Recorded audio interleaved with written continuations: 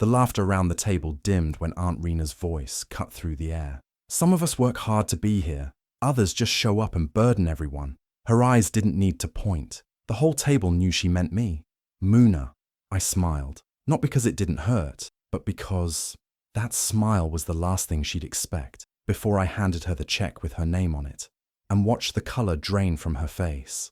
Muna was never treated like she truly belonged. After losing her parents in a terrible accident, she had to live with her mother's sister, Aunt Rena. But instead of love, she got cold stares and reminders that she was just a responsibility, not a daughter. Everyone treated her like she was in the way. So when the whole family planned a big dinner party to celebrate Aunt Rena's promotion, Muna wasn't invited. They didn't even hide it. They simply said, "No need to come." But Muna didn't cry. She was used to being left out. Still, deep inside, it hurt to always be the one pushed aside. That's when her cousin Lena, the only one who showed her kindness, sent her a text. Not just the location of the dinner, but also a beautiful dress to wear. Lena's words were soft but powerful. "You are family, even if they pretend you're not." That message gave Muna the courage to go, not to fight, not to prove anything, but to remind herself she mattered. She dressed up, fixed her hair, and walked toward a room full of people who didn't expect her and definitely didn't want her there. But this time, she showed up anyway. As Muna walked into the restaurant, the room went quiet for a second. People saw her, but no one said anything. Some looked surprised, others looked uncomfortable. Fake smiles appeared, but they disappeared just as quickly. It was clear. No one expected her to show up. No one really wanted her. There were no extra seats at the long table. Every chair had someone sitting in it, laughing, talking, enjoying the evening. One of the waiters quickly brought a chair and placed it awkwardly at the end of the table, as if she didn't belong with the rest of the family. No one moved to make space for her. She sat there quietly, smiling politely, her heart beating fast, pretending not to notice how she was being treated. Aunt Rena didn't get up to greet her. She didn't hug her. She didn't introduce her to the guests sitting around. She didn't even look in her direction. It was like Muna was invisible, like her presence was an unwanted shadow at a perfect party. Still, Muna stayed calm. She didn't come to fight or beg for attention. She just wanted to sit, eat, and show respect. As the food came out and plates were being passed around, the conversation started to change. The laughter turned into little whispers. Then, slowly, it became sharper. Aunt Rena started talking about her journey, how hard she had worked, how she had built everything on her own, how proud she was to never rely on anyone. She raised her glass and smiled, pretending to be humble, but her next words cut deeper than a knife. "Some of us work hard to get here," she said loudly, "while others just show up and become a burden." The whole table laughed, not kindly, not playfully. It was cruel laughter, meant to humiliate. Everyone knew who she was talking about. She didn't have to say Muna's name. Her eyes said it all. Muna didn't move. She didn't cry. She just looked straight ahead, quietly holding her fork. Her cousin Lena glanced at her, her eyes filled with sadness and anger. But Muna didn't need anyone to fight for her. Something stronger was building inside her, something powerful. This moment wasn't the end. It was the beginning of something they would never forget. The room was filled with soft music and clinking glasses as the waiters brought out dessert. Plates of cake and sweet treats were passed around, and everyone looked relaxed, enjoying the moment. Muna sat quietly at the end of the table, still feeling the sting of being ignored, but trying to stay calm. She had been silent the whole evening, listening to the conversations, the laughter, and the little comments that stung more than anyone would admit. Then Aunt Rena stood up. She held her wine glass high and smiled proudly. "I just want to say something," she said, loud enough for the whole table to hear. Everyone turned to her. To years of hard work, long nights, and building a life with no shortcuts, without being anyone's burden. People clapped and nodded. It sounded like a normal toast, until she looked straight at Muna and added with a cold smile, "Some people should take notes." The whole table laughed, the kind of laughter that feels like a slap. Some laughed loudly, others just smiled, afraid to look at Muna. But the message was clear. Rena wanted to embarrass her, to remind everyone that Muna had always been helped, always taken care of, never earned her place. Muna felt her face grow hot, but she didn't cry. She didn't flinch. Her cousin Lena looked furious, but even she couldn't speak up in that moment. The room fell back into small talk and dessert, but something had shifted. Then, something small happened, but it changed everything. A waiter walked over quietly and placed the bill for the entire dinner on the table. It was thick, inside a black folder, easy to ignore, unless you planned to pay it. Everyone kept talking, laughing, not even noticing the bill, but Muna saw it. She reached for it, slowly, carefully, and opened it. She looked at the number inside, $3,400. She didn't blink. She stood up, calm, tall, and steady. Not angry, not yelling, just ready. All eyes turned toward her. No one expected the quiet girl in the extra chair to rise. No one expected the so-called burden to have anything to say, but she had something better than words. She had a surprise that would flip the whole table upside down. And in that moment, everyone leaned in, because Muna was no longer the girl in the corner. She was the center of the story now. The whole table went quiet as Muna stood. She held the bill in her hand, and for a moment, no one moved. All the laughter, the fake smiles, the whispers, everything stopped. Muna looked calm, but her eyes held something strong, something that made even the loudest mouths at the table shut. She took a deep breath and turned to Aunt Rena, who was still smiling proudly, unaware of what was about to happen. Muna's voice was steady but soft. "Since I'm the burden," she said clearly, "it's only right I lighten your load tonight." The room froze. Nobody expected her to speak. Nobody thought she would say anything. And definitely, nobody thought she would say that. Muna slowly reached into her bag and pulled out a small white envelope.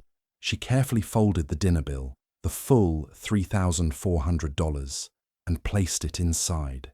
Then she walked over to Rena and gently put the envelope down in front of her, like it was a gift. She looked at her aunt and said with a calm smile, "Happy promotion, Aunt Rena. This one's on me." Gasps filled the room. You could hear someone choke on their drink. A fork dropped onto a plate. Even the music playing in the background seemed to fade. Silence. Everyone just stared. Did Muna really pay for the entire dinner? The fancy dishes, the drinks, the dessert, all of it? The same girl they called a burden? The same girl they said had been eating from them for years? Someone whispered, "She paid for all this." Another voice added, "Where did she get that kind of money?" People were shocked, confused, curious, but most of all, embarrassed. Aunt Rena didn't even know how to react. Her smile disappeared. Her face turned red, not from anger, but from shame. She looked down at the envelope, but didn't open it. She didn't have to. Everyone already knew what was inside. Muna didn't brag. She didn't say anything more. She just stood quietly, her head high, her presence louder than any words. It wasn't about showing off. It wasn't about revenge. It was a reminder that the girl they overlooked, the girl they mocked, had become something none of them expected. Someone strong, successful, and completely unshaken by their opinions. And in that moment, Muna gave the best gift of all. Not the money, not the dinner, but the truth, wrapped in silence and strength. For years, no one in the family really knew what Muna did. They just assumed she stayed home all day, doing nothing, wasting time. Aunt Rena would often say, "She's just a girl with too much free time." Others repeated it like it was true. No one ever asked her what she was building, what she was dreaming, or what she was working on. But Muna had a secret, a quiet one, a strong one. She had started making bead jewelry by hand when she was just a teenager. At first, it was just for fun, something to keep her busy. But soon, people began to notice her talent. So she created a small page online. No one knew it was hers. She used a fake name and never posted her face. Slowly, orders started coming in. Then, more and more. She didn't stop there. She learned how to manage social media pages by watching free videos online. She started helping small women-run businesses promote their products. Again, no one knew it was her. She used a second fake name for that too. Some of the pages she managed even became popular, gaining followers, making money, all with Muna working quietly behind the curtain. Every little profit she made, she saved. She didn't buy flashy things. She didn't talk about her work. She just kept building, step by step, quietly, patiently. While the world thought she was lazy, she was planting seeds for a future no one saw coming. Every time Aunt Rena rolled her eyes and said, "She just sits around all day," Muna smiled to herself, because she knew something they didn't. She wasn't wasting time. She was investing it in herself, in her dreams, and in a life far bigger than anyone could imagine. She used to sit at that same dinner table, listening to people talk about success and work, knowing they didn't count her, knowing they didn't respect her, and that was okay. Because while they talked, she was doing. While they judged, she was learning. Now standing there after paying the bill, the truth was beginning to show. The housekeeper's niece wasn't just someone they took pity on. She was someone who had quietly become more than they ever thought she could be. And the best part, she never needed to prove it with words. Her actions, simple, silent, and strong, said everything. Someone at the dinner had quietly recorded the whole thing on their phone. Muna standing up, her calm words, the moment she handed the envelope to Aunt Rena, the look of shock on her aunt's face, the silence that followed. It was all captured, every second. Later that night, the video was uploaded online. No flashy edits, no voiceovers, just the raw, real moment of a quiet girl doing something no one expected. At first, it got a few comments, then a few hundred shares. By morning, it had gone completely viral. In just 24 hours, the video reached over 1 million views. People couldn't stop watching it. They were touched, inspired, and amazed. The comment section was flooded. Some said, "This gave me chills." Others wrote, "Who is she? I want to know everything about her." Many shared their own stories of being treated like nothing by family, and how Muna's calm strength gave them hope. The internet had fallen in love with her. They didn't even know her name yet, but they called her the girl who paid the bill, or the quiet one who flipped the table without shouting. People were replaying the part where she said, "Since I'm the burden, it's only right I lighten your load tonight." That line became a quote. People started sharing it on Instagram stories, using it as captions, and even printing it on t-shirts. News blogs picked up the story. Small pages first, then bigger ones. Headlines read, "Girl silences aunt with one powerful move," and "Real class. How one young woman handled family insults like a queen." Everyone wanted to know who she was. They began to search, and soon they found her online jewelry page, her work, her story, her quiet efforts. People realized that Muna wasn't just a girl from a family dinner. She was a business owner, a digital worker, a self-made woman who never needed to shout to be seen. Brands started following her. Influencers reposted her video. Emails started pouring in, offering interviews, podcast invites, and partnerships. But Muna didn't rush to speak. She stayed silent for a little while, letting her actions continue to speak louder than any caption or post. And all around the world, people were talking about her. The girl who didn't raise her voice, who didn't argue or insult, who simply stood up, paid the bill, and walked into her power. Not with noise, but with grace. And from that moment, Muna was no longer the girl in the corner. She was the real star, and the whole world had finally turned to see her shine.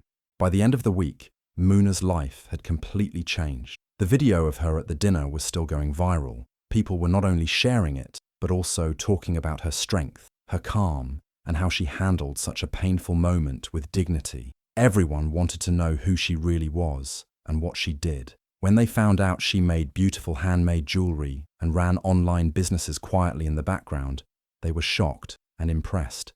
Soon, Muna started getting messages from fashion brands, not just small ones, but well-known African fashion houses that loved her story, her grace, and her style.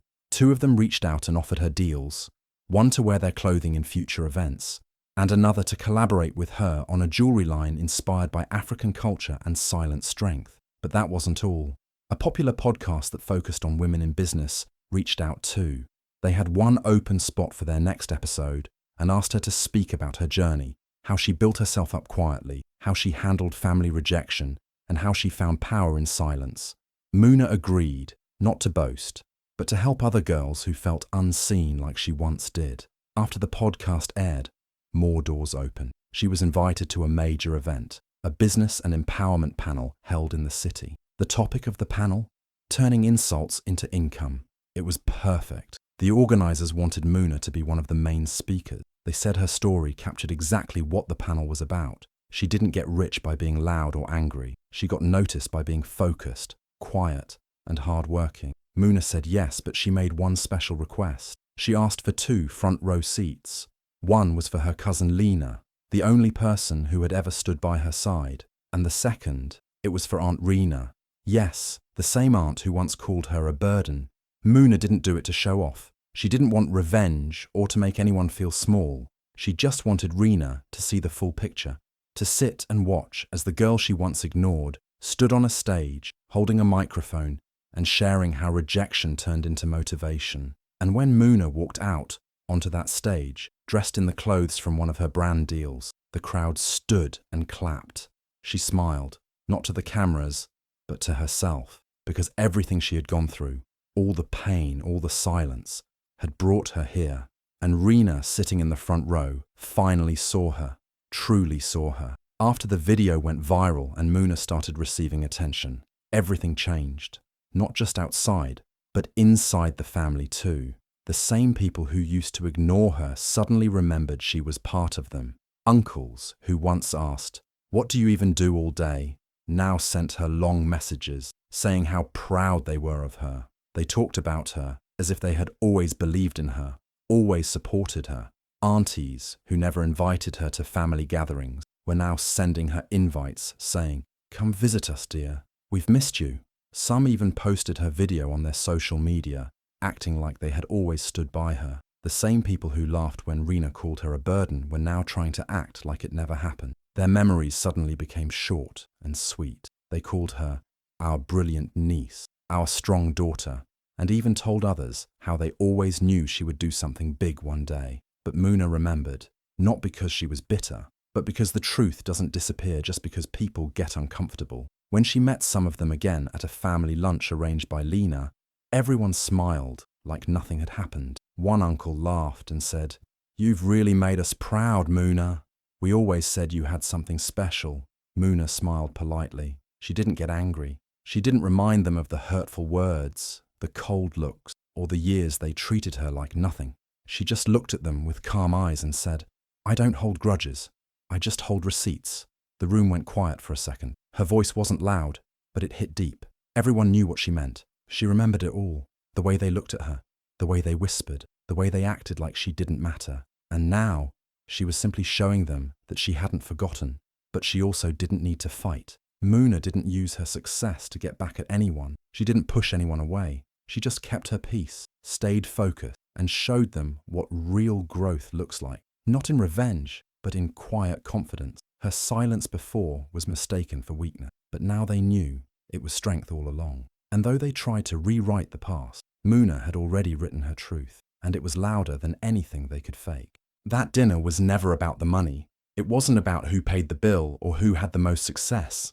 It was something deeper, something no one in that room saw coming, especially not Aunt Rena. She thought she was the star of the evening, the one with the job title, the fancy dress, and the proud speech. She believed she had climbed higher than anyone else in the family. But that night, she didn't just see Muna pay a bill. She saw something far more powerful, her own reflection. Muna didn't speak much that night. She didn't fight, argue, or try to prove anything. She didn't list her achievements. She didn't bring up all the times she was ignored, mocked, or told she was a burden. She didn't remind Rena of the years she spent being treated like an outsider. Instead, she gave her something stronger: silence, grace, and a simple envelope. That one act made Rena stop and see the truth. It was like holding a mirror up to her face.